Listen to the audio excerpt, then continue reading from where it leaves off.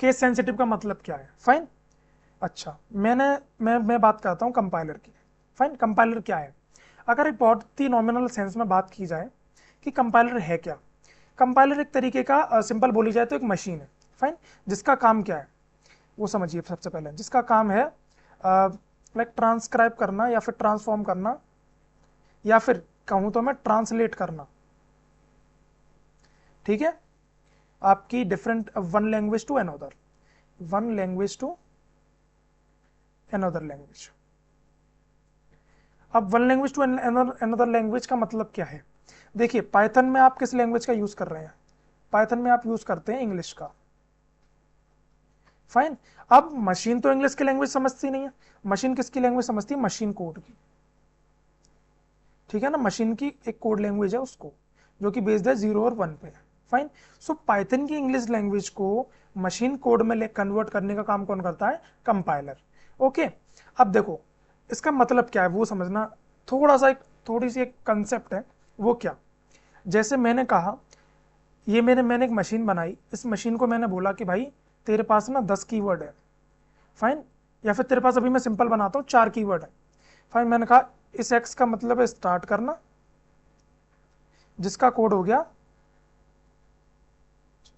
Second, x का मतलब है स्टार्ट करना, जिसका कोड हो गया अप्रॉक्स 0001। ओके, 01 की लैंग्वेज में मैं मशीन कोड की बात कर रहा हूँ, कंपाइलर की बात कर रहा हूँ कि ये मैंने कंपाइलर को बता रखा है। फाइन। वाई का मतलब है एंड करना, जिसका कोड है 1000। फाइन। फिर मैंने बोला जेड, जेड का मतलब है अंडू, मतलब वापस लेकर जाना, जिसका कोड है 0101। ठीक है ना। फिर मैंने बोला एम, एम का मतलब है रेडू, मतलब जिसको आगे लेकर गया, जिसका कोड है 1010। फाइन। ये मैंने इसको 4 कीवर्ड्स दे दिए। फाइन। कीवर्ड्स यहाँ पर क्या है? एक्स, वाई, जेड और एम। फाइन। अब देखिए केस सेंसिटिव का मतलब क्या है, पहले तो वो समझिए। केस सेंसिटिव मतलब है जब भी आप इंग्लिश को लिखते हो। फाइन। जब भी आप इंग्लिश को लिखते हो, इंग्लिश को लिखते हो, फाइन, इंग्लिश को लिखते हो आप दो तरीके से। पहला होता है आपका upper case and the second one is lower case. Fine. जब भी आप इंग्लिश को लिखते हो अपर केस में, लोअर केस में, अपर केस का मतलब ये होता है ए बी सी डी, ठीक है ना। लोअर केस का मतलब है ए बी सी और डी। फाइन। सो आज जिस तरीके से मैंने ये बताया, अब मैंने क्या करा, मैंने अपने कंपाइलर से कहा कि कंपाइलर, मैंने कमांड दी, लाइक मैंने एक लैंग्वेज बनाई, मैंने कहा कमांड दी मैंने कि कंपाइलर एक्स। मैंने जैसे इस कमांड को एग्जीक्यूट करूंगा कंपाइलर समझ जाएगा कि स्टार्ट करना है। ठीक है ना। थोड़ी देर बाद मैंने क्या किया, इसी कंपाइलर को बोला कंपाइलर वाई, तो ये समझ जाएगा कंपाइलर को एंड करना है। सेम। अच्छा, अब होगा क्या, जैसे ही मैं इस कंपाइलर को बोलूंगा कि कंपाइलर एक्स, मतलब यहां पर मैंने यूज किया लोअर केस में और यहां पर मैंने यूज किया अपर केस में। अब कंपाइलर को तो मैंने केवल 4 कीवर्ड्स बता रखे हैं, small x, small y, small z, small m. Same as with, जैसे ही मैं इसको एक्स बोलूंगा, अब आपने कहा कि सर ये भी तो एक्स है और ये भी तो एक्स है, ये लोअर केस में, ये अपर केस में। जैसे ही मैं इसको अपर केस में रखूंगा तो होने क्या वाला है कि कंपाइलर समझेगा कि ये अपर केस वाली तो मेरे अंदर बता ही नहीं गया मुझे, ये कंपाइलर मेरे अंदर इंस्टॉल्ड ही नहीं है, मतलब ये कीवर्ड मेरे, मुझे पता ही नहीं इस कीवर्ड का मतलब क्या है।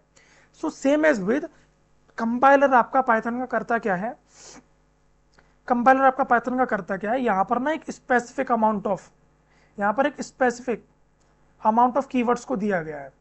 फाइन।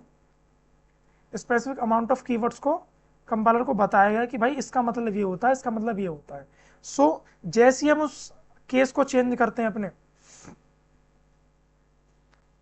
फाइन, जैसे ही हम अपने केस को चेंज करते हैं तो होता क्या है, कंपाइलर को ये समझ में नहीं आता कि इसका एग्जैक्टली मतलब क्या है। जैसे मैंने बोला कंपाइलर के अंदर एक चीज है इफ, इफ क्या है, कीवर्ड है। फाइन। इफ को मैं अगर केसेस के अकॉर्डिंग लिखूं तो मैं इसको 3 तरीके से लिख सकता हूं। फाइन। फर्स्ट, पहला वाला सिंगल, सब कुछ लोअर केस।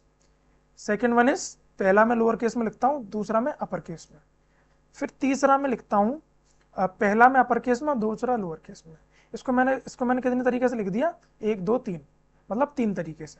अब जब 2 कीवर्ड थे तो मैंने उसको 3 तरीके से लिखा। ठीक है, 2 कीवर्ड थे तो मैंने उसको कितने तरीके से लिखा, 3 वेज से। अच्छा, मैंने अगर बात करी डेफ, ठीक है ना, उसको मैं कितने तरीके से लिख सकता हूँ, फर्स्ट, और दूसरा हो गया पहला वाला डी रखता हूँ मैं, ई एफ, ठीक है, और तीसरा हो गया, मतलब मैंने लिखा पहला स्मॉल दूसरा वाला कैपिटल, तीसरा स्मॉल, ठीक है ना। चौथा मैं तरीका ये बना सकता हूँ डी ई और फिर ई कैपिटल, ठीक है। पांचवा तरीका क्या है, पहला कैपिटल फिर स्मॉल और फिर कैपिटल, ठीक है ना। There are 6। फिर छठा तरीका क्या है कि पहला स्मॉल, बीच वाला कैपिटल और ये। तो इस तरीके का ना मेरे पास नंबर ऑफ मतलब लगभग 8-9 इस तरीके के बनेंगे। जब कब, जब मेरा नंबर ऑफ कीवर्ड्स कितने हैं, 3, मतलब नंबर ऑफ लेटर्स 3 है। सेम एज विद अगर मैं थोड़ा सा और आगे चलता हूँ, मैंने बात करी फॉल्स की, फाइन 1 2 3 4 5, यहाँ पर 5 लेटर हैं। अब 5 लेटर का अगर मैं कॉम्बिनेशन देखता हूँ तो कहीं ना कहीं मेरे पास इतने ज़्यादा मतलब इस तरीके के कीवर्ड्स बन जाएंगे कि कंपाइलर के लिए वो चीज़ हैंडल कर पाना बहुत ज़्यादा कॉम्प्लेक्स हो जाता है। तो कंपाइलर ने किया क्या कि अपने कीवर्ड्स को केस सेंसिटिव बना दिया कि भाई मेरे पास केवल 25 वर्ड हैं जिनको मैं जानता हूं और मैं इन्हीं पे काम करता हूं, फाइन। तो अगर आपको कहीं पे इफ का यूज करना है तो आपको स्मॉल लेटर्स में यूज करना पड़ेगा। अगर आपको कहीं पे आपको डेफ का यूज करना है तो भाई आपको स्मॉल लेटर में ही यूज करना पड़ेगा, फाइन। सो इस वजह से, इस रीजन की वजह से कंपाइलर मतलब पाइथन के अंदर कीवर्ड्स को केस सेंसिटिव बनाया गया है। Okay, so that is all about